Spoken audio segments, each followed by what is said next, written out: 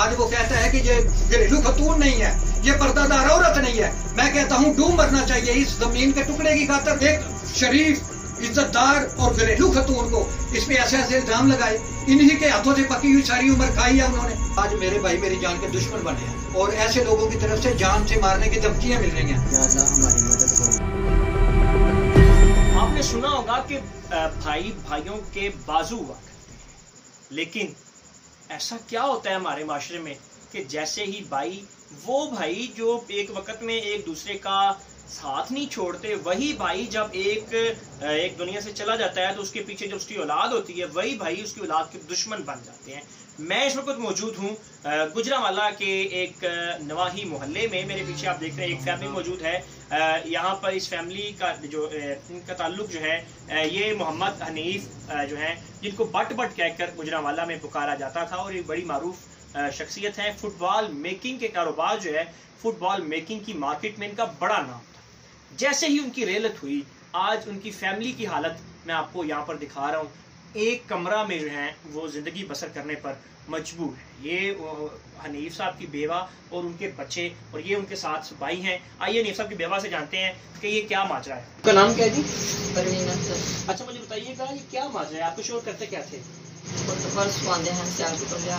अच्छा, तो आज क्या वजह, आप एक कमरे तक महदूद क्यों हो गए? तो बाचे ना सब कुछ खा लिया, ये कौन लोग हैं? क्या नाम है? तो जब वो जिंदा थे आपके शोहर, इनका रवैया तब कैसा था आपके साथ? वो सही है ना, तो सही। उनके होते हुए आपके पास क्या क्या था? हर चीज से जो जो फोतो हो गया तो उन्हें तो मज्जा भी रखिया है, बेली ही तो चिट्टा भी सटाइया हैं, कारोबार चंगा करता नहीं, वो तो सारे इकट्ठे हैं तो चंगे सलूक से हर शह कोर से दुनिया की हर चीज से। तो बाद सब कुछ है ना खोलिया लिया। कितने घर में, कितना घर था जिसमें आप रह रहे थे तब? पहला उधर रही थे 10 मरले उधर जगह है, पहले उस घर रही था, इतने वेली बनाई ही मज्जा भी रखिया वाले चंगे स्वामी कारोबार करता है। अच्छा, मज्जा में उन्हें 2 आपके शोर के होते हुए ये हवेली थी? हाँ जी, उधर वेली बाद ना के उधर सामने इधर के ना छत लिए कमरा का विंडो दिखता है। मेरा नाम अब्दुल लतीफ। अच्छा, क्या मजा ये बताएं? ये ऐसा है कि मैं इसका जेठ हूँ। मोहम्मद हनीफ मरहूम, वो मेरा भाई था छोटा। ये जितना भी सारा कारोबार था फुटबॉल का, इस बस्ती में कोई और नहीं करता था। सिर्फ एक वही था जो लेके सियालकोट से लेके आता था माल, यहाँ तैयार करके फिर वापस लेके आता था। मैं खुद आर्मी की सर्विस करता था। मुझे सारी जिंदगी सुकून रहा जब तक मेरा वो भाई था। हर गमी खुशी पे पहुंचता था। गरीब मोहल्ले के नदार गरीब बेवा लोगों का इतना ख्याल करता था कि उसके मरने के बाद पता लगा कि वो कोई रो रहा था कि मेरी इसने आँख बनवाई है, मेरे इसने एक्सरे कराए थे, मेरा इसने ये किया था, मेरा इसने ये किया था। दुख की बात ये है कि ये सामने दुकानों की बैक साइड है जहाँ मैं आज बैठा हूँ, ये गोदाम है। यहाँ मेरे उस मरहूम भाई का गोदाम होता था। ये सामने फ्रंट पे जो दुकान आती, इनमें वो फुटबॉल सिलाई करवाया करता था। उसके फौत होने के बाद अब ये दुकान आज मेरे छोटे दोनों भाइयों ने कब्जा कर लिया है। पहले इसको बड़ा अरसा तक किराया देते रहे हैं, उसी किराए की मद में ये लोग पल पोस के यहाँ तक बड़े हुए हैं। उन्होंने इनके साथ बड़ा सलूक किया है। लेकिन आज जब दुकान आज उनसे खाली करवाने का कहा गया या दुकान वापस लेने का कहा गया, तो उस वक्त उनकी आंखें ही बदल गई, उनके तेवर ही कुछ और के और हो गए। उस वक्त पता चला जी कि ये तो जगह है ही उनकी। आए दिन इनको अब जद्दोजहद करते हैं, इनको मारना है। ये तो ऐसे डरे और सहमे हुए हैं। मैं आप ये देखें, जरा कैमरा लगाएं जी, यहाँ पे बाहर नलके से पानी भर के यहाँ बैठ के एक खतून नहाए। मैं क्या कहूँ, मैं मेरे मुंह से कोई ऐसा लफ्ज ना निकल जाए। मैं अपना कह सकता हूँ कि लानत है मुझ पर कि मैं इनके लिए कुछ नहीं कर सका। मैंने अपनी जिंदगी में ये दुख, हम सब बड़े सलूक से रह रहे थे। सारे घर को चलाने वाला एक वाहद वो आदमी था, हमारा बड़ा वही था। उससे छोटा था उम्र में, लेकिन मैं कहता हूँ बड़ा वो था। उसके काम बड़ों वाले थे। आज मेरा बड़ा भाई है, उसके दिल में ऐसा एक हिरसी है, ऐसा लालची है कि इनके पीछे हाथ धो के पड़ा हुआ है। टोटल आए दिन कितनी जगह है? 18 मरले जगह टोटल। इनके हिस्से कितनी आती है? नहीं, वो 18 मरले जगह अलग है वालिद की। ये तो जगह इसकी जाती है। ये जगह एक मोहल्ले का चौधरी जिससे वालिद साहब ने कोई किसी मद में कोई पैसे दिए हुए थे, कुछ देने वाले रहते थे। ये उस चौधरी के नाम जगह थी। जब मेरा भाई फौत हो गया तो उसने 6 मरले एक सरसाई बेवा समझकर, यतीम समझकर इनके नाम लगाई थी। और जब इसके नाम ये जगह हो गई, सबको पता था कि इसकी जगह है। ये दुकानें इसकी थी, इन दुकानों का किराया इसको देते रहे। कारोबार भाइयों ने संभाल लिया। मोटरसाइकिल भाई की बेच ली। इनसे जेवर था 2.5 तोले से जेवर, जो मेरी वालदा ने हर दुल्हन, हर जो अपनी बहू को 2.5 तोले जेवर बना के दिया था, वो जेवर भी इससे लेके बेच दिया। आज चंद दिन पहले इस गेट से अंदर इनकी मोटरसाइकिल खड़ी खस्ता हाल जैसी भी थी, वो उठा के तो गुम हो गई है, चोरी हो गई है जी। कोई समझ नहीं कहाँ गई। कभी मीटर की तार खींच दी, कभी पंखे को ईंटे मार के लड्डू बना के रख दिया, कभी चूल्हा ऐसे कर दिया। तो आपने खुद बात नहीं की भाइयों से? जी मैंने हाथ जोड़े हैं उनके आगे, मन्नत समाजत की है, गली मोहल्ले के लोगों ने समझाया है। बस उनको ये है कि ये दुकानें हमारी हैं। बस अब उनका एक ही कहना कि ये दुकानें हमारी हैं, इसलिए हमने ले ली हुई हैं। यही भाव हो गया हुआ है। आज इनकी जिंदगी देखें कैसी ये जीर्ण होकर रह गई है। इसी कमरे में सोना है, इसी कमरे में वो चूल्हा देखें जी साथ पड़ा हुआ है, इधर ही पकाना है, इधर ही खाना है। बाहर नलके से पानी भर के यहाँ लाना है। आए दिन इसके नलके को खींच दिया इधर, कभी इसका चूल्हा तोड़ के रख दिया, कभी पंखा गिरा दिया।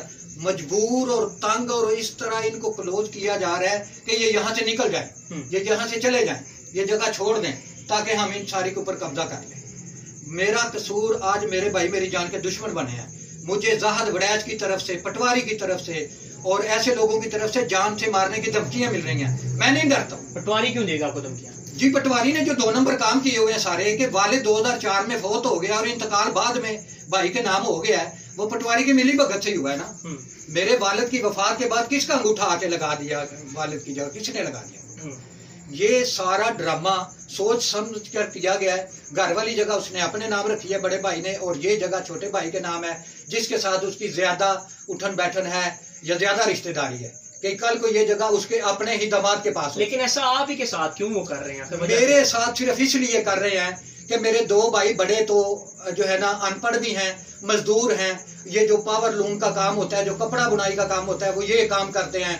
एक भाई की आंख में शिटर लगा है, अब तो वो मजदूर है, घर बैठा हुआ है। मुझे पता है जिस तरह उसका घर चलता है।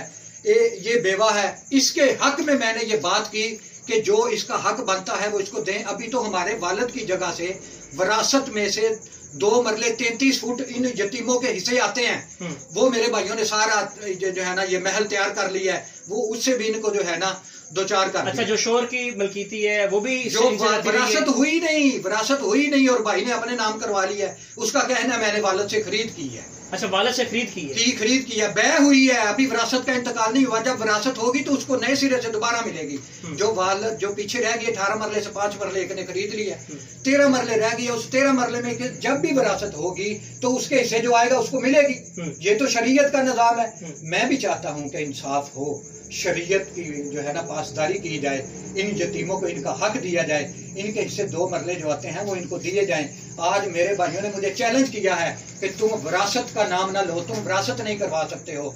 एक फोन करेंगे चंगी और जो है ना तुम्हें ये कर देंगे, तुम्हारे बच्चे उठा लेंगे, ये मुझे कुछ परवाह नहीं है। मैंने जब से ये सुन लिया है कि इनके हक में आवाज उठाना जहाद है, तो मैं समझता हूँ कि मैं शायद मेरा अल्लाह यही कबूल कर ले। मुझे इसमें कोई लालच नहीं है, कोई गर्ज नहीं है। जब मैंने इसके हक में बात की तो मुझे मेरे घर से निकाल दिया गया। जिस घर में मैं रह रहा था, जिस घर में मेरे वालिदैन थे, मेरे वालिदैन फौत होने तक मैं उस घर में रहा हूँ।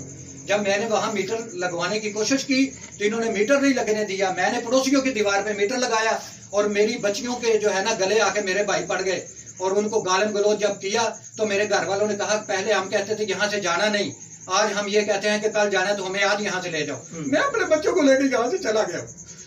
अब मैं इस बस्ती में नहीं रहता, लेकिन इनके साथ जो होने वाला सलूक है, मैं खुदा के लिए जो ऐसे लोग हैं जो इनकी किसी तरह दादरसी कर सकते हैं, जिस तरह आप लोग आए हैं, मैं आप लोगों का बड़ा शुक्रगुजार हूँ कि आपने तो एक गरीब की ज़बान पे इतना यकीन कर लिया। ये हक क्या हो गए, हमारे माशरा किस तरफ जा रहा है? मैं समझता हूँ भाई भाइयों के बाजू है। मेरा वो भाई जो इन सबको लेके चलता था, वही भाई वालिद वालदा को देखने वाला। मुझे जरा फिक्र नहीं होती थी कि मैं आर्मी में रहते हुए कि मेरी फैमिली, मेरे बच्चों के पास कोई चीज है, जरूरत है या नहीं है, ईद शबरात पे कोई चीज लेनी है कि नहीं। मेरा भाई सब कुछ करता था और मेरे लिए नहीं, सब भाइयों के लिए करता था। वो ऐसा रहम दिल और एक वो डर किस्म का लीडर था।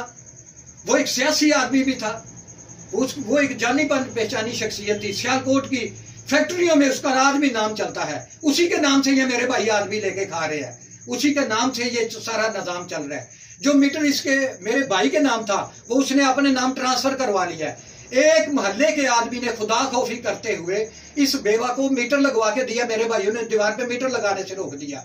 वो वापदा वाले का खुदा भला करे जिसने झिड़कें ली, गालियां ली और पता नहीं धक्के खाए, लेकिन वो किसी तरह मीटर इधर उल्टा सीधा लटका के चला गया। मैं उसके लिए दुआगो हूँ, आपके लिए दुआगो हूँ और हर उस रूह के लिए दुआगो हूँ जो इनके लिए जरा सोच विचार करे, इनको इनका हक दिलवाए। हम 8 भाई हैं, एक हमारी बहन है, 18 मरले जमीन है मेरे बाप की। विरासत हो जो 2-2 मरले आती है हमारे नाम, वो हमें दे जी। अब मेरा भाई कहता है जी कि ये सारी मेरी है, पीछे उसने मकान बनाया हुआ है, आगे दुकानें हैं, दुकानों की बैग, ये एक गोदाम है जिसमें ये लोग रह रहे हैं। इनको इस हद तक तकलीफ दी जाती है, पहुंचाई जाती है कि ये यहाँ से निकलें। बस क्या कहना चाहेंगे अपने भाइयों को सुने? मैं उनसे ये कहना चाहूंगा कि खुदा से डरें, आखिर मरना है, जो हक है वो हक है। और पूरे गली मोहल्ले को पता है, पूरा मोहल्ला इस बात का गवाह है कि ये सारा निजाम मोहम्मद हनीफ उर्फ बट का जो मरहूम है, जो फौत हो चुका है, ये सारा कारोबार उसका था। आज मेरे भाई गाड़ियों में घूमते हैं। आज उसने नारोवाल में 8 एकड़ जमीन खरीद रखी है। आज 2-4 गाड़ियां उसके पास, इधर ये मकान बनाया, बाहर उसने कोई 2-4 जगहों में प्लाट खरीद रखे हैं। इन यतीमों के लिए क्या किया उसने? सारा कुछ तो इनका है। इन्हीं दुकानों के किराए से ये पले हैं, इसमें कोई शक नहीं। आज वो किराया भी इनको नहीं देता। आज वो कहता है कि ये घरेलू खतून नहीं है, ये पर्दादार औरत नहीं है। मैं कहता हूं डूब मरना चाहिए इस जमीन के टुकड़े की खातर। एक शरीफ, इज्जतदार और घरेलू खतून को, जो कि हमारी भाभी है, मेरे से छोटे भाई की बीवी है, इस पे ऐसे ऐसे इल्जाम लगाए। इन्हीं के हाथों से पकी हुई सारी उम्र खाई है उन्होंने। और आज इसके साथ उनका जो सलूक है वो इंसानियत की हद से बाहर है। इंसानियत लाचार हो चुकी है। मैं कहता हूं कि खून सफेद हो चुके हैं। लेकिन मुझे अब पता चला है कि वाकई भाई होता क्या है, रिश्ता है क्या, एहसास, इंसानियत क्या चीजें हैं ये सारी। मैं उनसे ये कहूंगा कि आज भी वक्त है। मेरी जान जाती है तो जाए, मैं बिल्कुल ना कमजोर हूं, ना डरता हूं, ना घबराता हूं। जब मैंने घर छोड़ दिया है, वालिदैन की विरासत छोड़ दी है, तो मुझे जहां किराए पे रहता हूं वहां भी ये पहुंचते हैं। वो मालिक मकान मुझे निकलने के कहता है कि ये तुम ये और तुम वो। निकलूंगा वहां से भी, हर किस्म की तकलीफ बर्दाश्त करूंगा। उठा ले मेरे बच्चे, कर ले गुआ मुझे, जो जी चाहता है करें, लेकिन इनके हक में मैं बोलता रहूंगा जब तक इनको हक नहीं मिलता। आपका क्या नाम है? मेरा नाम शुएब। बाबा की याद आती है? आती है, बहुत आती है। जब वो होते थे तो कैसी जिंदगी बसर करते थे तुम? जब पापा होते थे तब तो बहुत अच्छी जिंदगी थी। हमारे पास अपना सब कुछ होता था, गाड़ी भी होती, अपना कारोबार होता था। वो मैं उनके साथ कई बार मुझे अपनी गाड़ी में लेकर बाहर भी लेकर घूमते होते। बाद जब उनका एक्सीडेंट हो गया, बहुत हो गया, तो वो दिन अब याद ही आती है। आज के साल में आज आपके सामने देख रहे हैं जो मेरा तारीफ गुजार है कि हम कैसे जिंदगी गुजार रहे हैं, उसी याद में। जी बिल्कुल नाजरीन, एक दर्द भरी दास्तान हमने आपको सुनवाई है हनीफ की बेवा और उसके साहबजादे और हनीफ के भाई की जुबानी, कि कैसे वो भाई जो हनीफ की ही हाथों से खाना खाते थे, हनीफ की ही बेगम के हाथों का बना खाते थे, हनीफ की बेगम ने उनकी शादियां की हैं। आज कैसे वही भाई हनीफ की बेगम को उन्होंने एक हवेली टाइप गोदाम में सिर्फ एक कमरे में महसूर करके रख दिया। क्या ये भी इंसानियत है?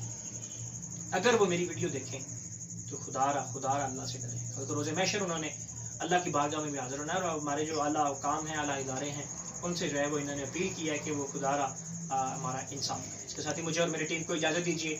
अपना बहुत सारा ख्याल रखिएगा। अल्लाह ने के बाद।